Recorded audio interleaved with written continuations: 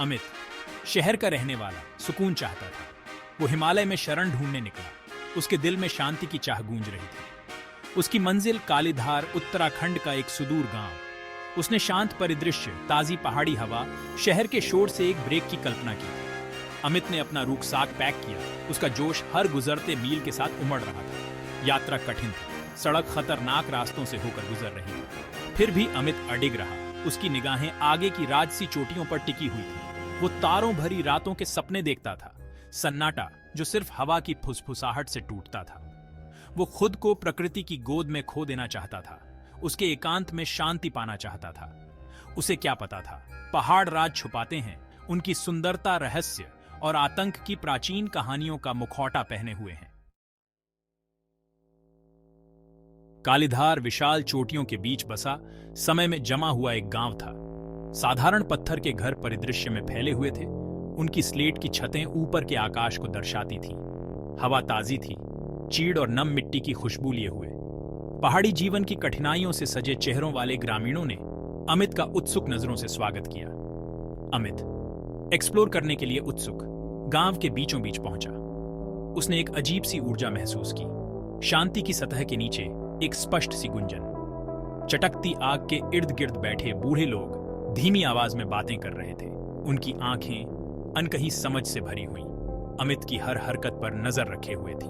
उसने गांव के इतिहास, पहाड़ों से उसके जुड़ाव और उनमें रहने वाली आत्माओं के बारे में जाना। किंवदंतियों में गांव की सीमा से लगे एक घने जंगल के बारे में बताया गया था। एक ऐसी जगह जहां अंधेरा छाया रहता था। यह फुसफुसाहट और परछाइयों की जगह थी, जहां जीवित लोगों को कभी पैर न रखने की चेतावनी दी जाती थी। अमित, जो अज्ञात के आकर्षण के प्रति आकर्षित था, ने निषिद्ध जंगल की ओर एक अथक खिंचाव महसूस किया। उसने ग्रामीणों की चेतावनियों को केवल अंधविश्वास कहकर खारिज कर दिया। उसके शहर के तर्क ने उनके प्राचीन डर का मजाक उड़ाया। जंगल, उसका मानना था, एक अलग तरह का जादू था, एक कच्ची सुंदरता जो उसकी साहसी आत्मा को बुला रही थी। उसने अंदर जाने का फैसला किया। उसका मन जंगल के वैभव को प्रत्यक्ष रूप से देखने के लिए तैयार था। ग्रामीणों ने चिंता से सराब अपने चेहरों के साथ उससे पुनर्विचार करने की विनती की। उन्होंने प्राचीन आत्माओं के बारे में बताया, उन अनदेखे खतरों के बारे में जो जंगल में दुबके हुए थे। हालांकि उनके शब्द बहरे कानों पर पड़े। अमित अपने बैकपैक और एक टॉर्च के साथ अदृश्य सीमा पार कर गया, गांव की सुरक्षा को पीछे छोड़ते हुए। उसने अचानक ठंड महसूस की। एक अनदेखी उपस्थिति से हवा भारी हो गई। उसने इसे नजरअंदाज कर दिया, इसका श्रेय होने वाली शाम को दिया। हालांकि उसका अहंकार जल्द ही उसका पतन होगा। जैसे जैसे अंधेरा घना होता गया, जंगल जीवंत हो उठा। पेड़ों के बीच परछाइयां नाचती रहीं, मुड़ती हुईं और विकृत आकार लेती रहीं।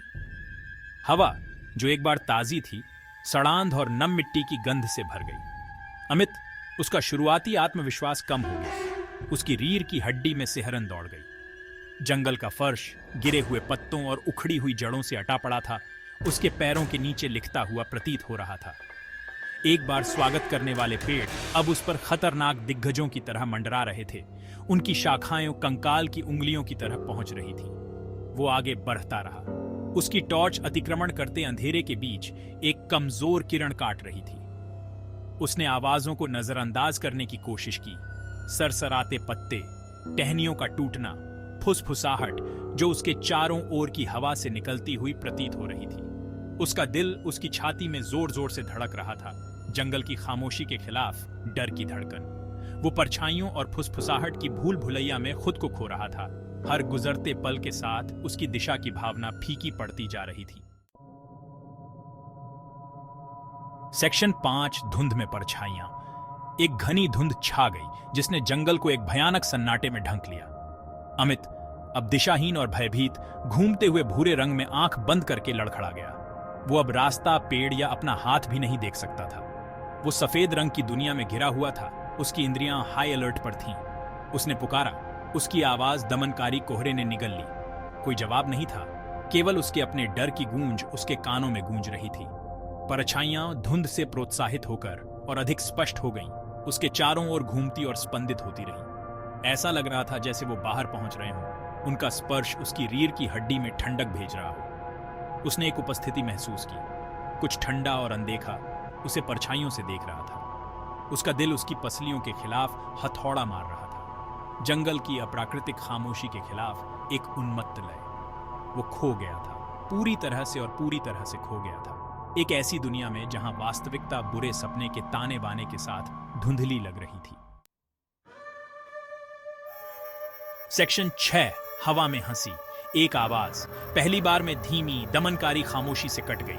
हंसी ऊंची और द्वेष से भरी हुई धुंध से गूंज उठी। ऐसा लग रहा था जैसे वो हर जगह से आ रही हो और एक साथ कहीं से भी न आ रही हो, पेड़ों से उछल रही हो, उसके चारों ओर एक भयानक वॉल्ट्स की तरह घूम रही हो। अमित, उसका खून बर्फ में बदल गया, घूम गया। हंसी के स्रोत का पता लगाने की कोशिश कर रहा था। उसने अभेद्य कोहरे और उसके भीतर नाचती हुई खतरनाक परछाइयों के अलावा कुछ नहीं देखा। हंसी तेज होती गई, करीब आती गई, एक भयावह उल्लास से भर गई जो कुछ प्राचीन और दुष्ट होने की बात कर रही थी। वो पीछे हट गया, उसका पैर एक जड़ पर जा लगा, वो गिर गया, उसकी टॉर्च उसके हाथ से फिसल गई, उसकी किरण सफेद रसातल में गायब हो गई। वो अंधेरे से घिरा हुआ था, हंसी उसके कानों में गूंज रही थी, उसकी मूर्खता का मजाक उड़ाती हुई याद दिला रही थी। दहशत, कच्ची और भस्म करने वाली, ने उसे अपनी चपेट में ले लिया।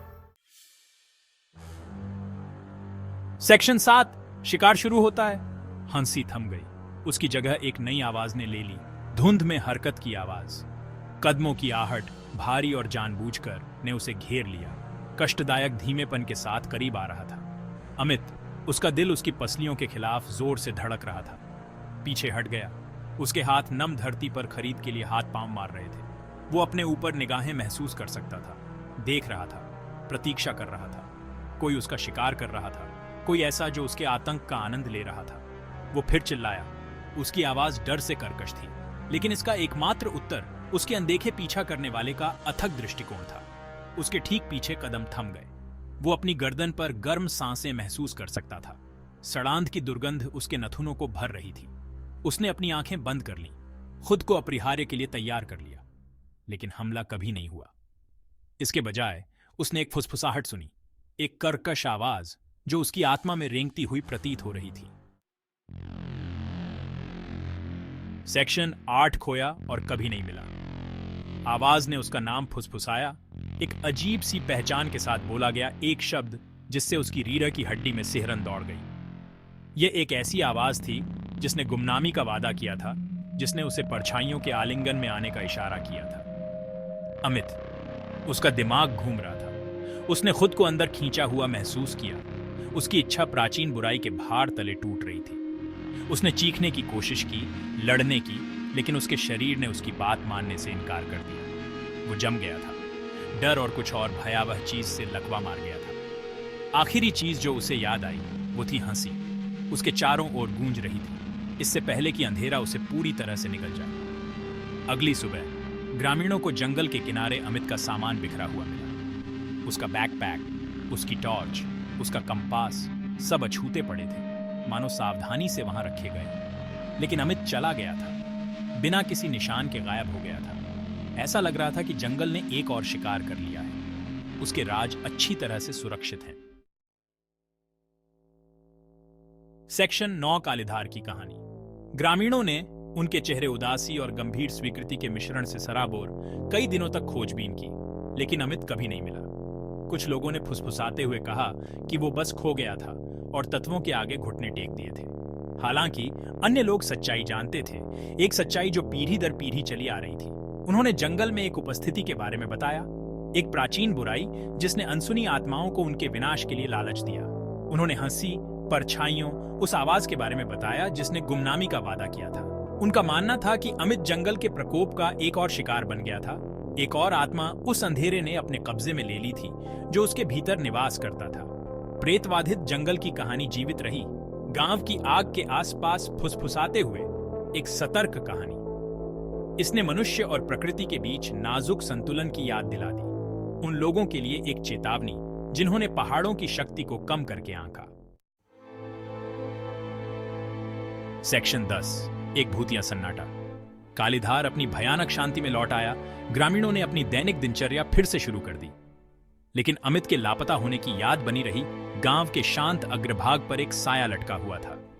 जंगल, जो कभी जीवन और जीविका का स्रोत था, को अब संदेह और भय की नजर से देखा जाने लगा था। वे कहते थे कि हंसी अभी भी अमावस्या की रातों में सुनी जा सकती है, जो पहाड़ों से बहने वाली हवा पर सवार होकर आती है। उन्होंने दावा किया कि परछाइयां और अधिक खतरनाक रूप से नाचती हैं। उनकी हरकतें एक भयानक बैले हैं, जो उस अंधेरे को दर्शाती हैं जिसने अमित को अपनी चपेट में ले लिया था।